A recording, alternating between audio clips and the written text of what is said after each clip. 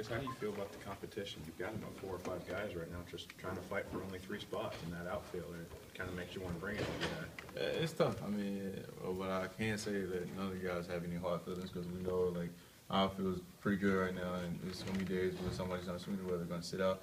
And, I mean, of course, you're going to be kind of mad, but at the same time, there's no, like, I guess you'd say tension between the outfielders because we know we got to compete to play.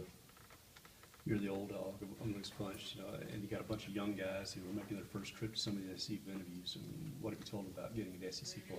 I just told them you got to be calm because, I mean, there's going to be a lot of things said to you that can be personal, not personal. You just got to be calm and just think that you're at home and you're playing ball and block everything out and do what you do best. Demarcus, I think last year you had 59 stolen bases or so, and you're already over 40 this year before you even get to conference play. What's kind of changed? Because you guys are right at the top of the SEC now. What's kind of changed with that philosophy this year? I think coaches gave us a little more trust. I think we earned that in the fall of his running bases because me and Derek, that was one thing we wanted to do was talk to coach about letting us free up a little bit. I mean, we're going to be through out sometimes. It's going to happen, but just to keep letting us run because, I mean, the thing is we just got to get on base to do that. I mean, once we get on base, there's no telling what can happen. How have you adapted as a base runner? Coach Cohen said that you've become one of the best base runners, and you just kind of improved on it every year since you've been here, and it just seems like more of a natural thing now for you to steal bases and go from first to third without thinking about it.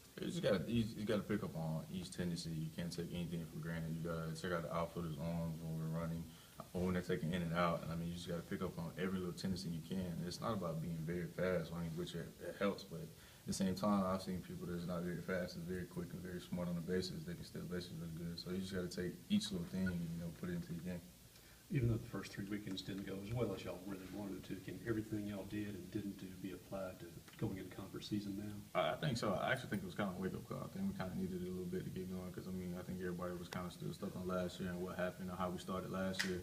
And I think we needed some growing pains early because, I mean, it brought us closer together. So, I mean, I think it kind of helped a lot, especially for me because it kind of woke me up. I mean, I'm not swinging it well as I would want to right now. I mean, I'm putting the ball in play, but it's just not batting the balls up the way I want to. But I know me, like, sooner or later, those things change around. It always does for me around this time especially.